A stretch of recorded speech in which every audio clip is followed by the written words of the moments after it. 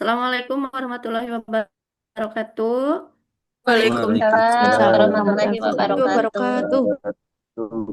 Alhamdulillah, teman-teman, pada hari ini kita bisa berkumpul dalam keadaan sehat walafiat.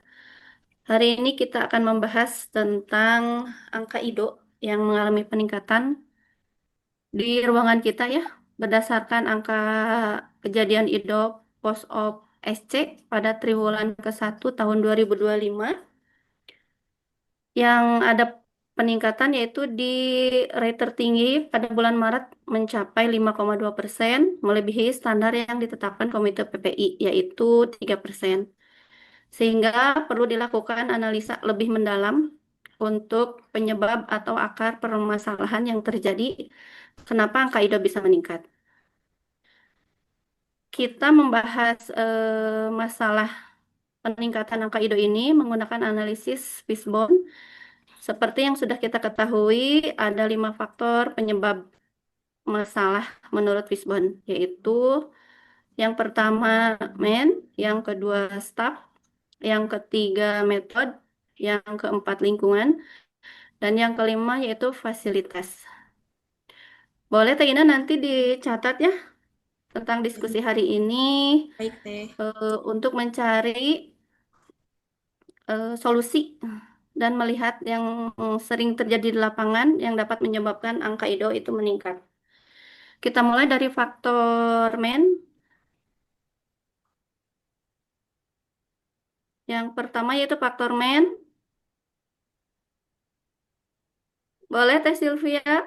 Ya Teh, nambahin ya Teh ya, ngawalin ini tentang faktor men-nya. Berarti men itu si pasiennya sendiri ya Teh. Kenapa resiko IDO meningkat? Kenapa meningkat?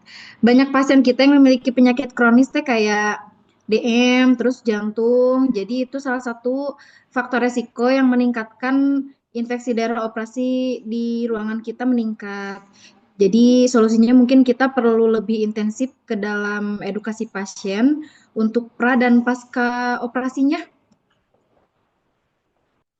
Itu Teh, kalau menurut aku sih ini apa namanya tuh, jadi si edukasi tentang nutrisinya itu di ruangan kita tuh masih kurang. Jadi apa ya?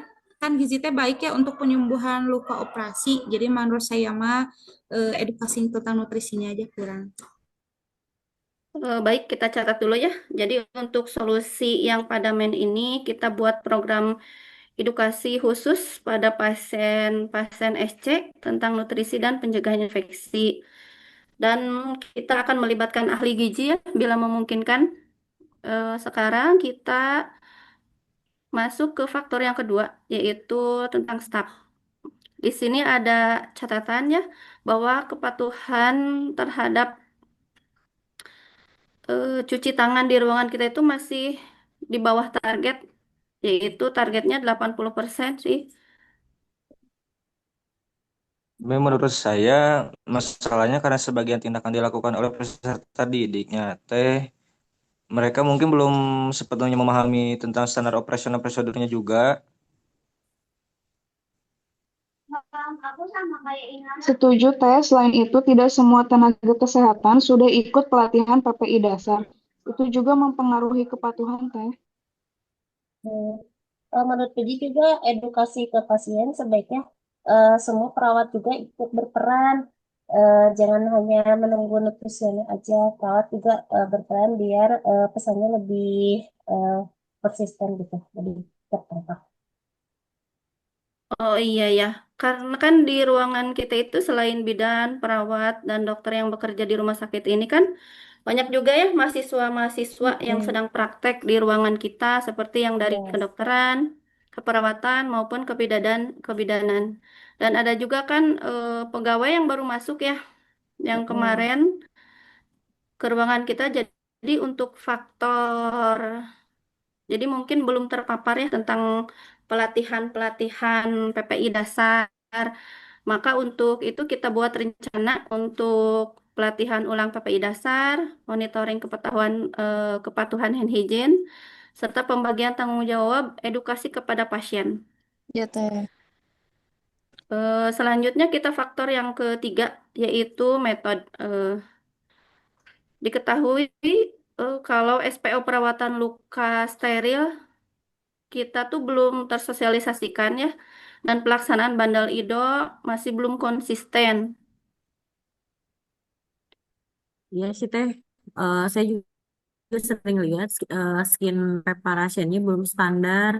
Bahkan ada keterlambatan pemberian antibiotik propilaksis pada saat mau tindakan Teh. Teh, formulir bundel juga sering tidak diisi lengkap, jadi pencatatan di rekam medis itu kurang maksimal. Oke, Taina dicatat dulu ya. Ini untuk solusi tentang metode, yaitu kita akan mensosialisasikan ulang tentang SPO luka steril, terus membuat reminder untuk pemberian antibiotik, dan memperkuat sistem dokumentasi bandel IDO.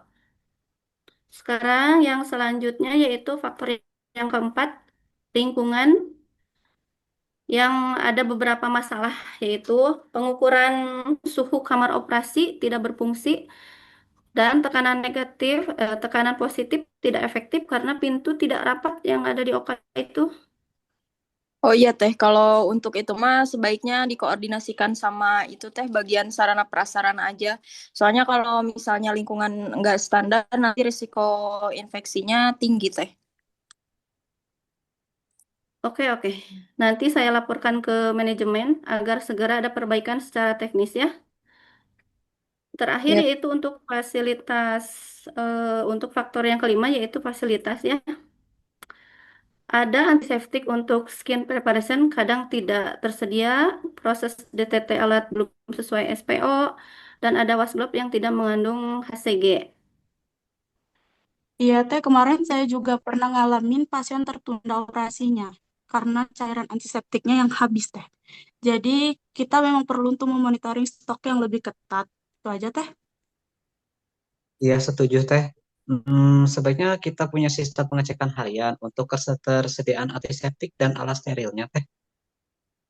Dan mungkin bisa usul ke manajemen untuk mengganti Ya. wash glove-nya dengan yang sesuai standar PPI Teh, paling itu aja. Baik, terima kasih untuk semua masukannya ya. Jadi kesimpulan kita yaitu untuk yang pertama dengan main yaitu kita akan melakukan edukasi kepada pasien pra dan pasca operasi lebih intensif lagi dengan melibatkan ahli gizi. Yang kedua itu staf dengan melakukan pelatihan PPI, monitoring hand hygiene, serta semua perawat ikut serta untuk mengedukasi pasien. Yang ketiga itu metode, yaitu sosialisasi SPO, reminder antibiotik, perbaikan dokumentasi bandel IDO. Yang keempat, lingkungan, laporkan dan koordinasikan perbaikan fasilitas OK. Yang kelima, yaitu fasilitas, memonitoring stok antiseptik, pastikan DTT sesuai SOP, usulkan pengadaan wash glove sesuai standar.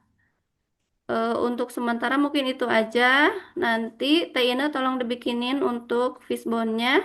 Baik Teh. Nanti di-share di WA grup. Ya, baik Teh.